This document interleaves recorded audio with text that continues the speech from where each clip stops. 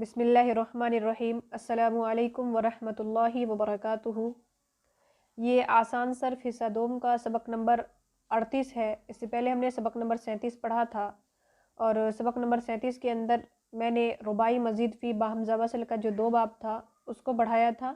तो रुबाई मज़ीद फ़ी बेहमज़ा वसल का जो 1 बाब है वो यहाँ से आज हम लोग पढ़ेंगे। तो कह रहे रुबाई मज़ीद फ़ी बेहमज़ा वसल तफ़ाअलुन जैसे तदहरुजुन लुढ़काना, इसकी माजी में शुरू में ता ज़ायद है। हम कब से ये पढ़ते हुए आ रहे हैं पीछे से, रुबाई मज़ीद फ़ी बेहमज़ा वस्ल, रुबाई मज़ीद फ़ी बाहमज़ा वस्ल। तो 2 लफ्ज़ है, एक है बाहमज़ा वस्ल और दूसरा है बेहमज़ा वस्ल। तो बाहमज़ा वस्ल यानी हमज़ा वस्ल के साथ और बेहमज़ा वस्ल यानी बग़ैर हमज़ा वस्ल के, इसमें हमज़ा वस्ल नहीं होगा, शुरू में अलिफ नहीं आएगा। और बाहमज़ा वस्ल यानी उसके शुरू में अलिफ आएगा। ठीक है, तो ये बात आप साफ़ हो गई। आगे कह रहे हैं कि जो रुबाई मज़ीद फ़ी बेहमज़ा वस्ल यानी बग़ैर हमज़ा वस्ल के जो रुबाई मज़ीद का एक बाब आता है वो कौन सा बाब है? तो वो बाब है तफ़ाअलुन। मिसाल के तौर पर है तफ़ाअलुन जैसे तदहरुजुन लुढ़काना। इसके माजी के अंदर जो है वो ता ज़ायद है, इसकी माजी के अंदर ता ज़ायद यानी दहरजा ये असल हर्फ है। हमने पीछे भी पढ़ा था कि रुबाई मज़ीद फ़ी किसे कहते, रुबाई कहते हैं जिसमें 4 हरूफ़ असली हो और 4 हरूफ़ असली के अलावा कोई ज़ायद हर्फ ना हो। लेकिन यहाँ पर रुबाई मज़ीद फ़ी लाया गया है तो इसका मतलब इसके अंदर 4 हर्फ के अलावा भी कोई हर्फ ज़ायद होगा। तो ये ज़ायद हर्फ कौन सा है? ता है। असल हर्फ है दहरजा और ये जो ता आ रहा है ये ज़ायद हर्फ है। आगे करें सरफ़ सग़ीर, यानी इसी बाब की सरफ़ सग़ीर नीचे आ रही है दहरजा से। कह रहे तदहरजा या तदहरजु तदहरुजन फ़हुआ मुतदहरिजुन अल अम्रु मिन्हु तदहरज। कह रहे वन्नहयु अन्हु ला ततदहरज।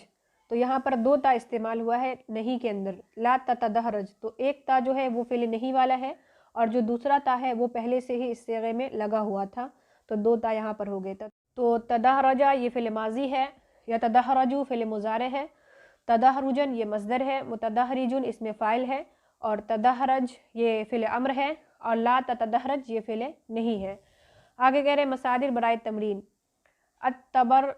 अत्तबरक़ु बुरका पहनना, अत्तबख्तुरु नाज से चलना, अत्तज़न्दुक़ु बदज़ैन होना। ठीक है, तो ये 3 मज़दर है जिससे हमें तदहरजा के वज़न पर गर्दान गर्दाननी है। तो पहला मज़दर है अत्तबरक़उ, तबरक़उ। तो तबरक़ा या तबरक़उ तबरक़ुअन फ़हुआ मुतबरक़िउन अल अम्रु मिन्हु तबरक़ा वन्नहयु अन्हु ला ततबरक़ा। ठीक है, अत्तबख्तुरु तबख्तरा या तबख्तरु तबख्तुरन फ़हुआ मुतबख्तिरुन अल अम्रु मिन्हु तबख्तर वन्नहयु अन्हु ला ततबख्तर। तज़न्दुक़ा तज़न्दक़ा या तज़न्दक़ु तज़न्दुक़न फ़हुआ मुतज़न्दिक़ुन अल अम्रु मिन्हु तज़न्दक़ वन्नहयु अन्हु ला ततज़न्दक़। ठीक है, तर्जमा वगैरह उसी तरतीब पर होंगे। आगे कह रहे हैं सुलासी मज़ीद फ़ी मुल्हक़ बरुबाई का बयान। ये बात पीछे आई थी कि सुलासी मज़ीद के जो आगे के जो और बयानात हैं वो इंशाल्लाह आगे आएंगे रुबाई के बयान के बाद। तो रुबाई का बयान यहाँ पर पूरा हुआ, अब यहाँ पर सुलासी मज़ीद फ़ी मुल्हक़ बरुबाई का बयान शुरू हो रहा है। कह रहे हैं सुलासी मज़ीद फ़ी मुल्हक़ बरुबाई वो सुलासी मुजर्रद है, यानी सबसे पहले सुलासी मज़ीद फ़ी मुल्हक़ बरुबाई की तारीफ़ बयान कर रहे हैं कि वो सुलासी मुजर्रद है जिसमें कोई हर्फ इस गर्ज से बढ़ाया गया हो कि वो रुबाई के हम वज़न हो जाए। जैसे जलबा में एक बा बढ़ाया है ताकि वो दहरजा के वज़न पर आ जाए, यानी किसी हर्फ का इसलिए बढ़ाना कि वो रुबाई के वज़न पर आ जाए, ये सुलासी मज़ीद फ़ी मुल्हक़ बरुबाई की उसे सुलासी मज़ीद फ़ी मुल्हक़ बरुबाई कहते हैं। मिसाल के तौर पे है जलबा, जलबा इसमें 3 ही हर्फ था तो ये दहरजा के वज़न पर बिल्कुल नहीं आ सकता था। तो इसको दहरजा के वज़न पर लाने के लिए एक बा इसमें बढ़ाया गया, यानी जल बाबुन दहरजुन के वज़न पर लाने के लिए यहाँ पर एक बा को बढ़ाया गया है। वो इंशाल्लाह नीचे जो मिसाल आएगी तो उसमें आपको समझ में आ जाएगा। तो अभी सिर्फ यही समझना है कि सुलासी मज़ीद फ़ी मुल्हक़ बरुबाई वो सुलासी मुजर्रद है जिसमें कोई हर्फ इसलिए बढ़ाया जाए कि वो रुबाई के हम वज़न हो जाए, यानी रुबाई के वज़न पर वो आ जाए। कह रहे हैं इल्हाक के लिए शर्त ये है कि दोनों बाबों के मज़दर भी हम वज़न हो, बस जलबा मुल्हक़ है और अक्रमा मुल्हक़ नहीं है। यानी इल्हाक मिलाने के लिए, जब भी हमने ऊपर पढ़ा ना कि किसी भी हर्फ को इस गर्ज से बढ़ाना कि वो रुबाई के हम वज़न हो जाए, यानी रुबाई के वज़न पर लाने के लिए, الحاق کے معنی آتے ہیں ملانے کے، تو ملانے کے لیے کسی حرف کو دوسرے حرف کو ایک حرف کو دوسرے حرف میں ملانے کے لیے اس کے لیے شرط یہ ہونی چاہیے کہ ان دونوں باب یعنی جس حرف کو ملایا ہے اور جس باب کے متعلق ہمیں لانا ہے تو دونوں کا جو مصدر ہے وہ ایک ہونا چاہیے۔ تو جلببا اس کا جو مصدر ہے وہ ایک ہے، دہرجہ کے وزن پر ہی ہے، اسی لیے یہ اس کے ساتھ ملحق ہوگا۔ جلببا یہ دہرجہ کے ساتھ ملحق ہے، ملا ہوا ہے۔ لیکن اکرمہ یہ ملحق نہیں ہے کیونکہ اس کے شروع میں اکرمہ کے جو شروع میں یہاں پر حمزہ وصل آ رہا ہے، اسی لیے یہ ملحق نہیں ہوگا، ٹھیک ہے۔ آگے کہہ رہے ہیں ملحق اور ملحق بہی۔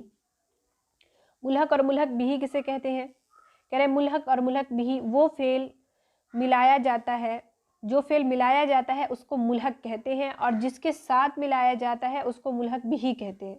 یعنی جس فعل کو ملایا گیا ہے وہ ملحق ہوگا، یعنی جس فعل کو ملایا ہے وہ ملحق، اور جس کے ساتھ یعنی جس فعل کے ساتھ اس کو ملایا گیا ہے وہ ملحق بہی ہوگا۔ ملانے والا حرف ملحق اور ملایا گیا جس کے ساتھ ہے وہ ملحق بہی ہوگا، ٹھیک ہے۔ جیسے کہہ رہے ہیں جلببن ملحق ہے اور دہرج ملحق بہی ہے۔ جلببا یہ ملحق ہے، کیوں؟ کیونکہ جلببا کو ملایا گیا ہے اسی لیے یہ ملحق ہوگا، اور دہرجہ یہ ملحق بہی ہے اس لیے کہ جلببن کو دہرجن کے ساتھ ملایا گیا ہے تو اسی لیے یہ ملحق بہی ہوگا، ٹھیک ہے۔ بات آپ کو سمجھ میں آ رہی ہوگی کہ جس کو ملایا گیا ہے وہ ملحق ہوگا اور جس کے ساتھ ملایا ہے وہ ملحق بہی ہوگا، ٹھیک ہے۔ نیچے جو ہے اکرمہ کے نیچے یہاں پر حاشیے کے اندر تفسیر لکھی ہوئی ہے، پہلے ہم اس الحاق کا فائدہ پڑھ لیتے ہیں، اس کے بعد میں اس قاعدے کو بھی بتاؤں گی۔ کہہ رہے ہیں الحاق کا فائدہ یہ ہے کہ ملحق میں بھی وہی خاصیت پیدا ہو جاتی ہے جو ملحق بہی میں ہوتی ہے، یعنی الحاق کے ملانے کا فائدہ یہ ہے، کسی حرف کو دوسرے حرف کے ساتھ ملانے کا فائدہ یہ ہے کہ جو ملحق بہی میں جو خاصیت ہوتی ہے وہ ملحق کے اندر یعنی جس کے ساتھ ملایا ہے اس کے اندر بھی وہی خاصیت آ جاتی ہے، اور جس کو ملایا ہے اس کے اندر بھی وہی خاصیت آ جاتی ہے، دونوں کے برابر۔ کہہ رہے ہیں جلببتن اور دہرجتن ہم وزن ہے، یعنی دونوں کا جو وزن ہے وہ ایک ہے، جلببتن اور دہرجتن یہ دونوں وزن ایک ہے، اسی لیے یہ ملحق ہے جلببا دہرجہ کے ساتھ۔ لیکن اکرامن اور دہرجتن یہ دونوں ملحق نہیں ہے، کیونکہ آپ یہاں پر دیکھ سکتے ہیں اکرامن کے اندر الف بھی حمزہ وصل بھی آ رہا ہے اور یہ دہرجتن کے وزن پر بھی نہیں بیٹھ رہا ہے، اسی لیے یہ جو ہے ملحق نہیں ہوگا، ٹھیک ہے۔ اور حاشیہ نمبر 2 میں کہہ رہے ہیں خاصیات ابواب کا بیان جو ہے وہ حصہ سوم میں آئے گا، یعنی کیا خاصیت ہے الحاق کا جو فائدہ ابھی ہم نے پڑھا کہ ملحق میں بھی وہی خاصیت پیدا ہو جاتی ہے جو ملحق بہی میں ہوتی ہے، تو یہ جو خاصیت ہے وہ کون کون سی ہے تو اس کا بیان انشاءاللہ حصہ سوم میں بتایا جائے گا۔ آگے کہہ رہے ہیں ثلاثی مزید فی ملحق بربائی کی 2 قسمیں ہیں، ملحق بربائی مجرد اور ملحق بربائی مزید فی۔ پھر ملحق بربائی مزید فی کی 2 قسمیں ہیں، ملحق بددہرجہ اور ملحق بإحرنجمہ۔ ثلاثی مزید فی ملحق بربائی مجرد کے 7 باب ہے اور ملحق بددہرجہ کے 8 اور ملحق بإحرنجمہ کے 2، یعنی یہاں پر اب ابواب کی بات بیان کر دی گئی ہے کہ ثلاثی مزید فی ملحق بربائی کی 2 قسمیں ہیں، پھر ملحق بربائی مجرد اور ملحق بربائی مزید فی، یعنی یہ 2 قسمیں کس کی ہے؟ ثلاثی مزید فی ملحق بربائی کی۔ پھر کہہ رہے ہیں کہ اب ان دونوں کی بھی الگ سے قسمیں ہیں، یعنی ثلاثی ملحق بربائی جو ہے ملحق بربائی مزید فی، پھر اس کی 2 قسمیں ہیں۔ پہلی قسم ہے ملحق بتدہرجہ، یعنی تدہرجہ کے ساتھ جو ملا ہوا حرف آئے گا وہ، اور کہہ رہے ہیں پھر دوسری قسم کیا ہے؟ ملحق بإحرنجمہ۔ پھر کہہ رہے ہیں ثلاثی مزید فی ملحق بربائی مجرد، جو ابھی ہم نے دوسرا پڑھا نا کہ دوسری قسم جو ہے تو اس کی پھر 7 ابواب ہے، ثلاثی مزید فی ملحق بربائی مجرد کے 7 باب ہے اور ملحق بتدہرجہ کے 8 باب ہے اور ملحق بإحرنجمہ کے 2 باب ہے۔ اب یہ باب کون کون سے ہیں نہیں ہیں ان تمام کا بیان انشاءاللہ نیچے آ رہا ہے، تو آج کے لیے بس اتنا ہی۔